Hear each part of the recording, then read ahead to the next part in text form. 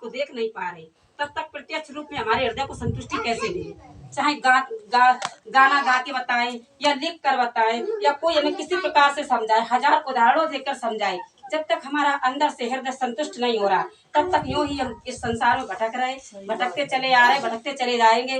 देखिए जैसे कि भैया ने कहा खाली हाथ आए थे, खाली हाथ जाओगे, ना जाओ खाली हाथ। तो खाली हाथ आने का मतलब हुआ कि हम जब पैदा हुए थे तब आए थे, और खाली हाथ जाने का मतलब हुआ इस संसार में यूं ही इठलाते इतराते गमा देंगे अगर जीवन, तो खाली हाथ जाओगे।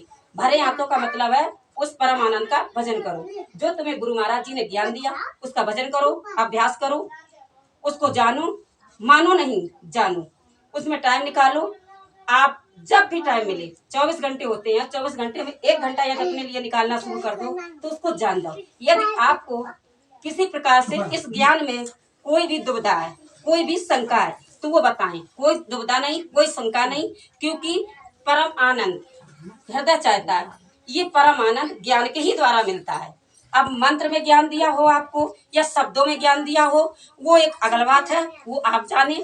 लेकिन आत्म ज्ञान जिसे बोलते हैं वो ज्ञान कैसा होता है, एक शीशे की तरह। अगर आप अपने आप को देखना है तो एक ज्ञान एक दर्पण है, एक शीशा है। जैसे इन आंखों से सभी को देख सकते हो, अपनी आंखों से तुम अपनी आप को नहीं देख सकते हो। यदि अपने आंखों को देखना है तो तुम्हें एक शीशा की जरूरत है, एक दर्पण की जरूरत है। उस दर्पण से आप अपने आप को देख पाओगे। आप मनुष्य जन्म है, सभी एक दूसरे को देखते हैं, लेकिन आप अपने अंदर के उस परम आनंद को, छिपे हुए को कैसे जान सकते हो। किसी वैद्य ने नहीं बता पाया, किसी डॉक्टर ने नहीं बता पाया, किसी वैज्ञानिक ने नहीं बता पाया। आखिर ये कहाँ से आया, कैसे बता पाए? क्योंकि वो हृदय में विराजमान, हर एक श्वास में विराजमान है। ये श्वास कोई छोटी मोटी चीज नहीं है जो तुम्हारे अंदर आ रही जा रही। इसी श्वास से तुम जीवित हो, इसी श्वास से तुम सबको बोल रहे, बता रहे, सम्मान दे रहे, गाली दे रहे, कुछ भी कर रहे, इसी श्वास के होते हुए। यदि श्वास निकल जाए तो इस सारा मनुष्य का शरीर एक बेकार हो जाता है। ना किसी के भाई, ना किसी के बाप, कोई भी रिश्ता नहीं रहेगा, कुछ भी नहीं रहेगा, सब कुछ यहीं छूट जाएगा। तो इसके जीते और जागते में, इसी श्वासों के बीचों में रह करके आज में हमें उस चीज को जानना है, मानना नहीं है। हमने कह दिया आप मान लें, नहीं, आप उसको जानें, उसके बारे में जानने की कोशिश करें। आखिर वो परम शक्ति क्या है, ऐसी परम शक्ति क्या है जिससे हम जीवित हैं। हमारे अंदर कोई मशीन तो फिट है नहीं जिससे हम बोल रहे, बता रहे, हमारा दिमाग काम कर रहा, हमारा शरीर काम कर रहा पूरा। आखिर ये क्यों? वो परम शक्ति है आपके अंदर, इसलिए आप उससे जुदा हो। वो तुमसे जुदा नहीं है, वो तुम्हारे हृदय के अंदर है, कहीं बाहर नहीं, ना कहीं ढूंढने की जरूरत है उसको।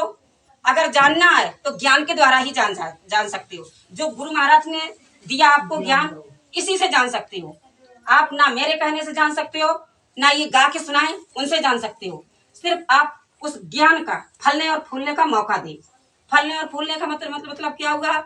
फलने और फूलने का मौका ये है कि आप उनको अभ्यास करें, उनको सम्मान करें, उनके बारे में सोचें, गलत भावना रखें। और रही बात अगले जन्म की, अगले जन्म में हम एक प्रधानमंत्री थे, आज क्या हम प्रधानमंत्री से लड़ जाएं कि हम प्रधानमंत्री थे अगले जन्म में? आज भी हमें प्रधानमंत्री बनना है। अगले जन्म में क्या थे इससे कोई मतलब नहीं, अगला जन्म किसका मिलेगा इससे भी कोई मतलब नहीं। मतलब है तो सिर्फ हमें आज से मतलब है, क्योंकि बनाने वाले ने आज हमको जीवन दिया। आज हमारा मनुष्य जन्म है, आज हम इस चीज को समझ सकते हैं, जान सकते हैं। 1,84 योनि भोग करके आए हो, कोई मजाक नहीं है मनुष्य का जन्म मिलना, बहुत मुश्किल से मिला। देवताओं भी तरस रहे हैं कि एक बार मनुष्य का जन्म मिल जाए। आखिर देखिए देवी भी है, माँ दुर्गा देवी है, जैसे कोई भी देवी ले लो, वो भी संसार में आई थी। राम थे दशरथ के बेटा, वो भी संसार में आए थे। उनको हम राम महापुरुष राम क्यों कहने लगे हैं? इसलिए कहने लगे उन्होंने अपनी श्वासों की कीमत जान ली।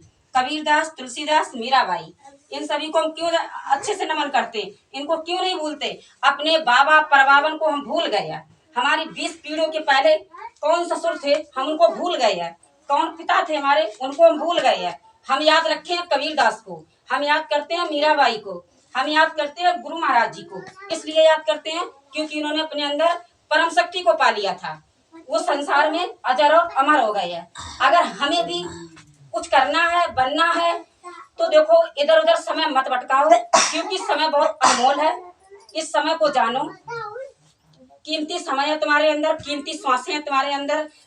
कब कितना किसका जीवन है किसी को नहीं मालूम है। अगर जानना है तो इस अभ्यास और भजन से ही जानोगे।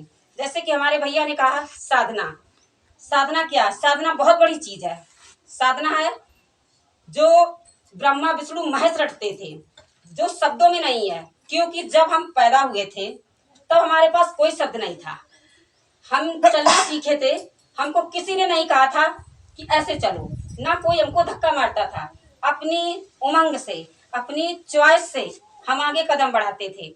आगे कदम बढ़ाते बढ़ाते एक दिन ये हुआ कि हमें आज चलना कितना आसान है। जब मर्जी आए, उठे, बैठे, खड़े हों, भागे, दौड़े, चलना आसान हो गया। अगर उस समय हम हार मान के बैठ जाते तो हमारे लिए एक चलना कितना मुश्किल हो जाता।